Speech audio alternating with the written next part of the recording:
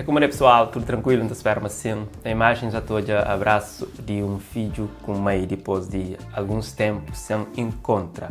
Lá sim está SOS, se mãe também está se irmã. Esse momento acontece na América, exatamente no aeroporto. Finalmente, muitos já estão na terra de Estados Unidos, onde estava a concerto esse sábado ali, dia 20 de agosto. Nós todos estamos convidados para fazer esse momento ser sabe, visto que, sem dúvida, SOS muito é de que os artistas de momento. Ele lança um álbum, Raça Zeferino, que é o álbum mais ouvido nos últimos tempos no mundo crioulo.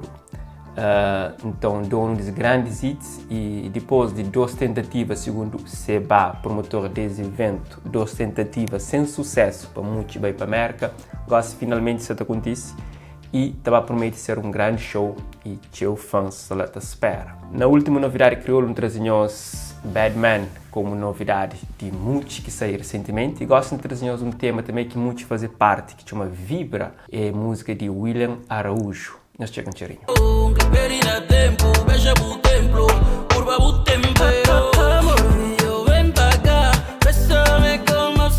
Um outro lançamento também, Bodona, que aconteceu na última semana, é de Mark Delma junto com Loretta KBA, música chama Bem de Nada.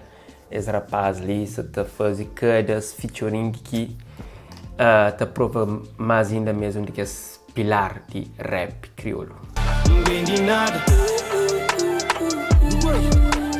Tudo aquilo que passa que te esqueci, sem chegar e para não merece. É poesia, pessoal, não podia dar banhos mais novidade, mas já se transpira lá, o lanca assim, se sente calor ou não, mas que se aguenta. Então, não fica direito, se mais se debate, Marla, Don't Care. One Love.